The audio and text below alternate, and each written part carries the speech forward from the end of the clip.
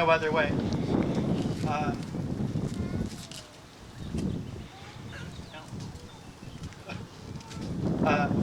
maybe I should have. Well, I'm glad you're all here. I'm glad I'm here too, because in the middle of the night when I was having a fever, shivering, and all that, I wasn't sure I was going to be here. And it's weird the things you think when you're really sick, because I'm thinking, how are the people going to understand me through the chattering of my teeth? Kind of things you think of. But we're going to be fine. I wanted to say a few things about these two. I've known Megan for 3 years, and Matthew I've known for 23 and a half years, I believe it is. And it's special to be here today as his dad. And that 23 and a half years ago was when he came into our lives. And most of you know, he was adopted, and we knew his birth mother beforehand and had it all arranged. And what's really cool is that she's able to be here today with us, Deborah. That's special.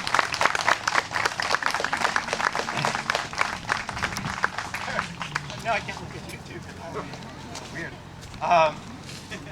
It was really cool though to have the way things happened with Matthew and Deborah, and when she was trying to figure out what to do back then, those years, because she knew she was not in a place where she'd be able to give him what he needed, and she had come to have a relationship with God during that course of her pregnancy, and was continually praying and trying to seek what was best, what would be the loving thing to do to Matthew. And fortunately for us, she chose us as his parents. And remember that day we went down there, and it was like, what, I think 45 minutes after he was born, we already had him in our hands, looking at him. Took him home, and one of the significant deals was, I remember, and I should never have told Matthew this, because he uses it against me all the time. We had him home like 3 hours after he was born. And in the time when I had him just myself, I'm looking at it, I'm thinking, well, you know, what do I want for him when he grows up? All those kind of things you think of when you're a new parent. And I thought, you know, should he be strong, or smart, or athletic, what all these things. And the thing that came into my head was that I wanted him to be a creative person, a creative child. Now if you know him,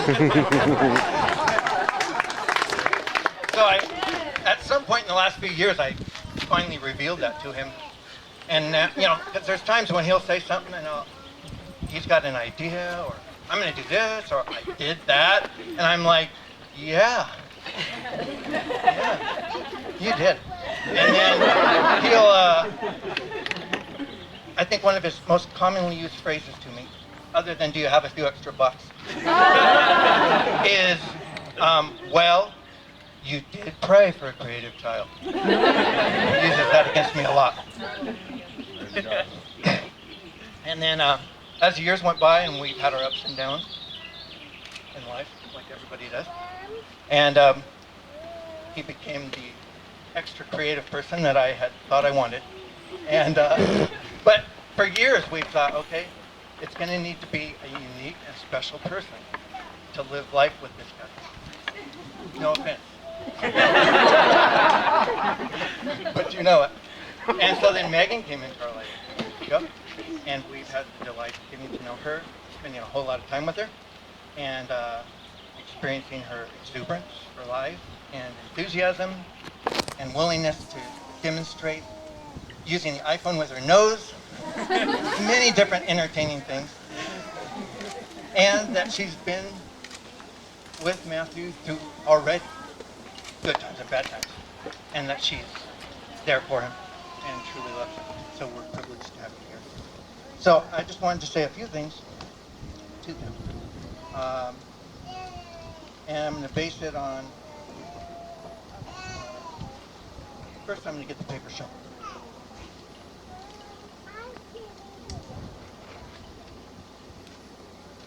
I'm going to stand on that way. Oh. Good job, Megan. Now he's counting one. There, got it. I hadn't planned that. Okay, so I just have a few words. I'm going to keep it brief. because if I go too long, I might faint. And I always try to be brief anyway, sort of. People who know me from the church setting know that I tend to distract myself when I'm speaking, so I will try to keep it down here. Distractions can be awesome. What I wanted to talk about, and just briefly, is there are some passages in the New Testament that I had looked into at one time in the past, and they all have the phrase, when you translate it from the Greek, essentially the idea of one another or each other. So like encouragement to us to treat each other in certain ways.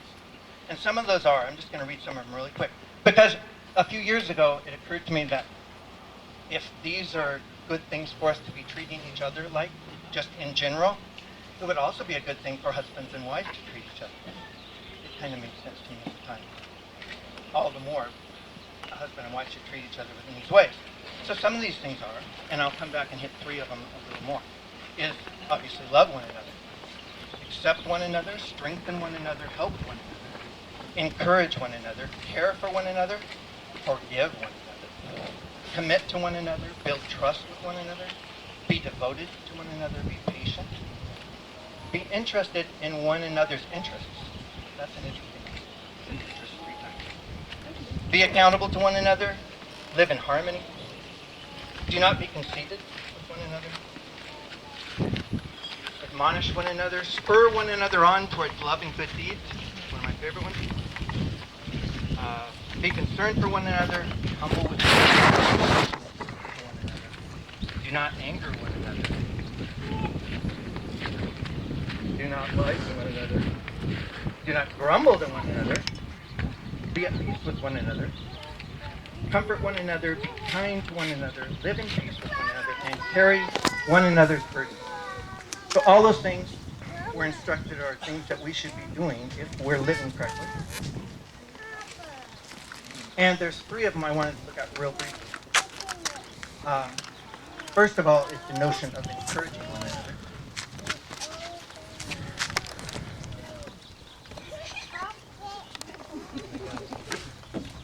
I should have just had you.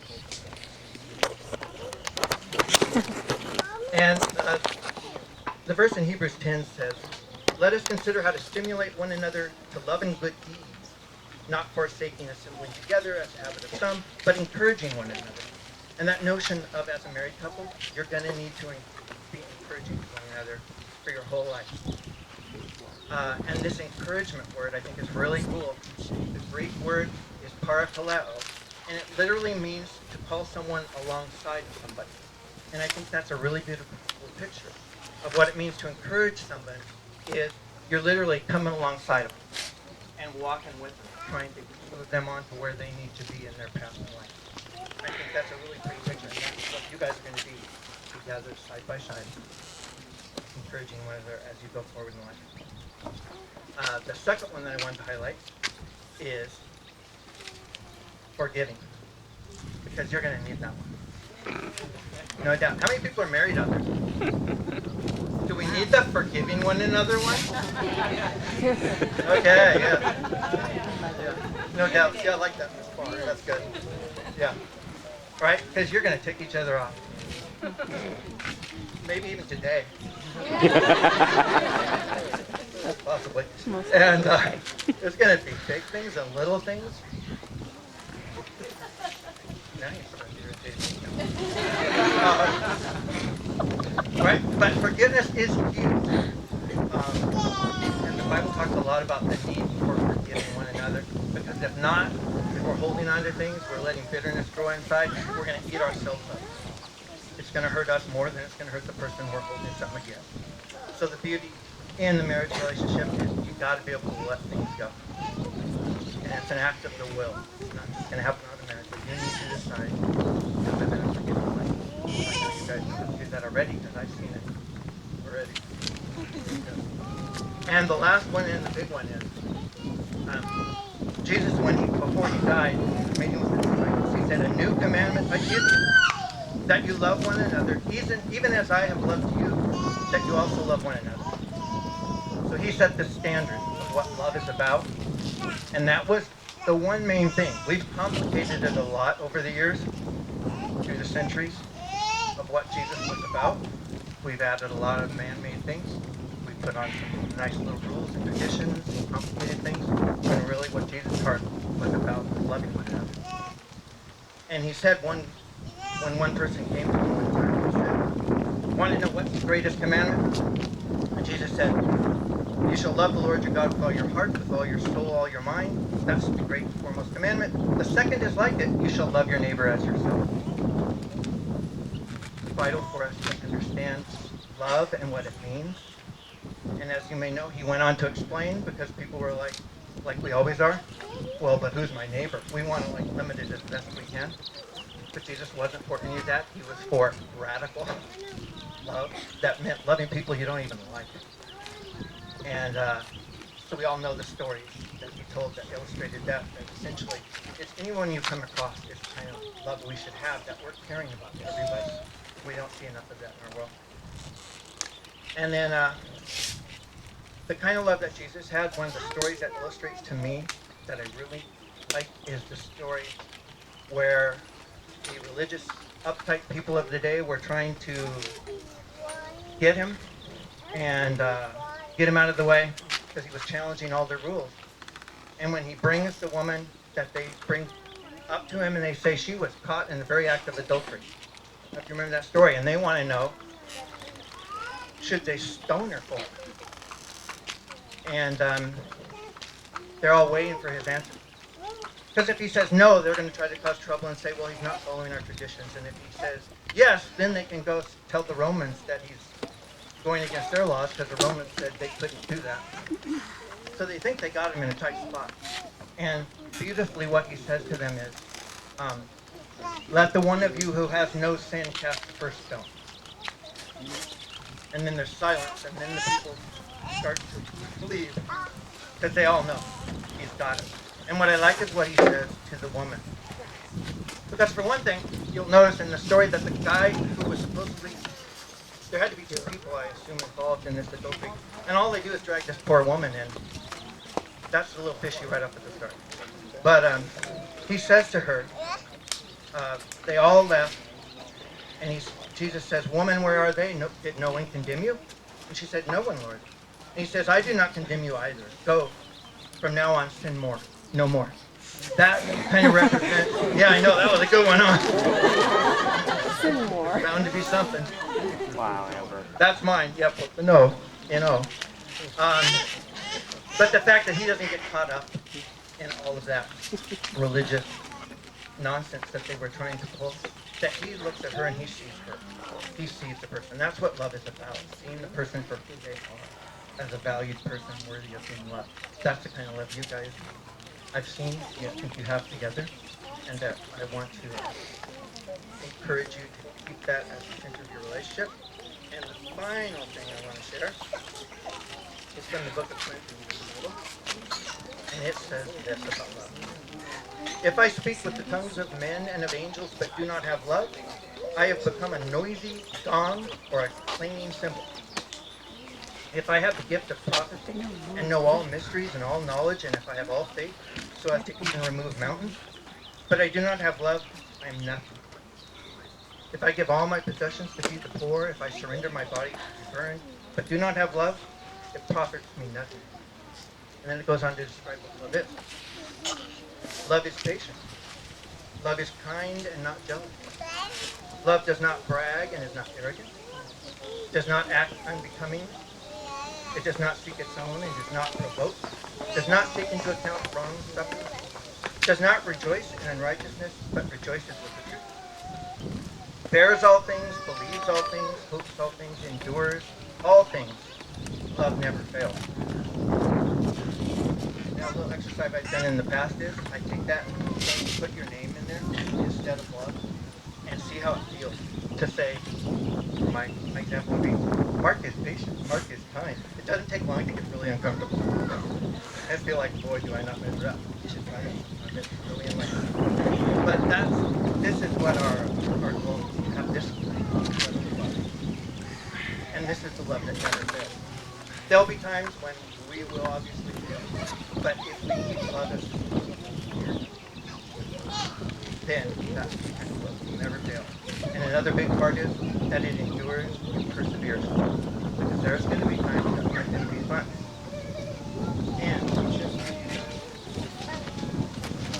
I included these. How many people out there have read anything by J.R.R. Tolkien? Dad, what kind of... See, even my dad read The Hobbit. I was so impressed. Did that. So I even have a couple books from Tolkien. And this relates to the persevering part. Faithless is he that says farewell when the road darkens. Because there's going to be dark times. But you guys have that kind of love. I know that is committed, that you're going to make it through. It's not the kind of love that we get from Hollywood, where we fall in and we fall out. It's hard, you just go on to the next person. We're talking about the kind of love that fix it out. And so when the road darkens, that's not when you're going to say farewell. You stick through it. And you've already been through some tough times, so I know I've seen that already. Extremely difficult times already. So you've already got practice. But that's the kind of love we want you to have. And the kind of love, I got one more quote for you. See if you can recognize who this is about. From Ola's Hampton. It says in one of the books, he took her in his arms and kissed her under the sunlit sky, and he cared not that they stood high upon the walls in the sight of many. Who knows who that's talking about? And Faramir, was it? Yes, okay. Neil would know. Neil would know. But the notion of I wanted to highlight with that is that you guys and your love for one another, let people know about it. Right? You're for you. Make no doubt about that. Of your love. Be proud of that love. All right, let's pray, and then we're going to move on and get you guys married. That worked pretty good, the whole foot standing on the thing. Well, you want those souvenirs? They help my foot burn. Okay, let's pray, and then we're going to move ahead. Father, I just thank you for Matthew and Megan and for their love. And I just pray that you'll be with them and strengthen them in their love, that through the hard times they'll be there for each other, encouraging one another side by side, and that they'll be able to enjoy those times of joy and happiness together with enthusiasm and to share those times together. We just thank you for your love for us and for their love for one another. In Christ's name, amen. Now it's time for you guys to talk. And Matthew, you have something you would like to say to Megan?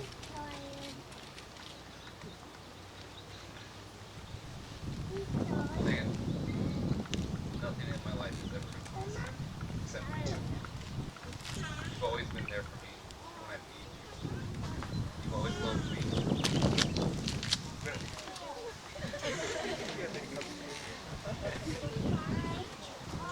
You are my northern star.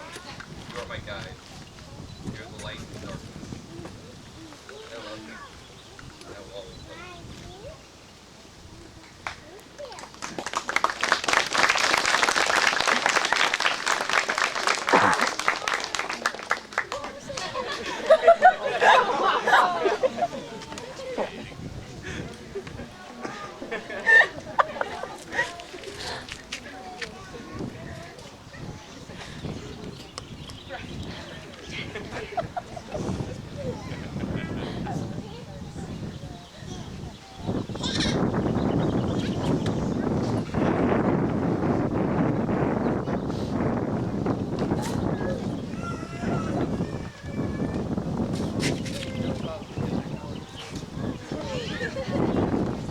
I printed it out for everything.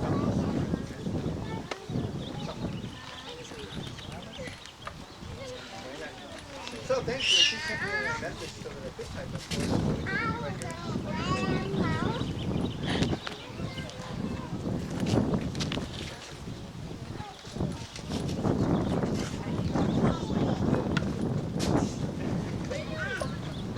I promise to love you no matter what happens with the pills. Even if you don't see smell too nice. I promise to always love you, or to always be there for you.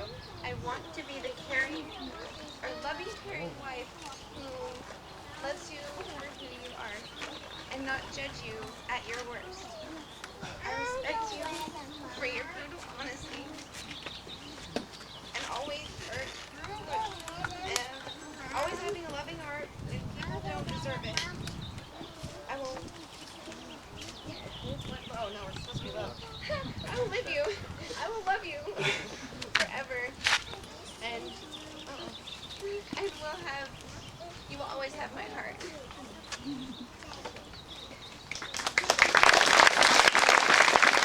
The iPhone wasn't very medieval,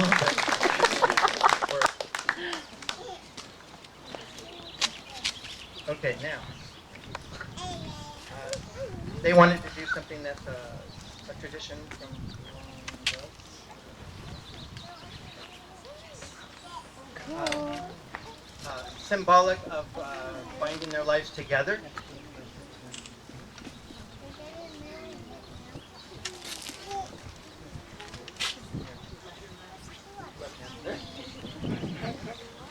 The notion of having their lives bound together for the rest of their lives. So the cloth is symbolizing that, of binding their lives together. And then, in addition to the cloth, we have more disciplines to join in their lives together. Daniel, if you would step forward and open that up.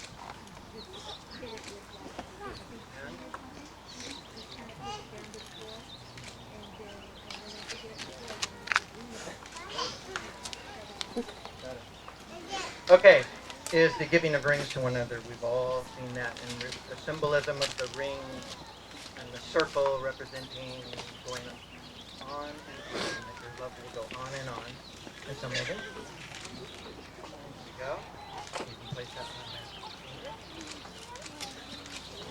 Yeah, pick the right one. Very nice. And Matthew, you will place that on there. Do you want me to point out the proper one?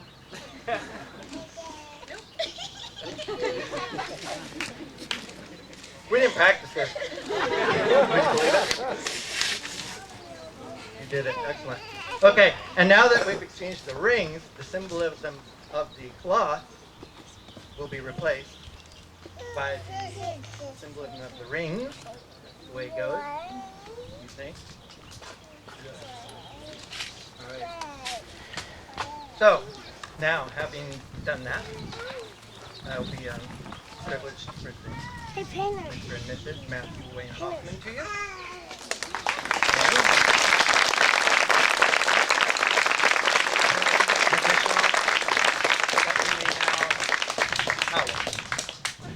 Oh, no. Kiss the bride. Kiss the bride.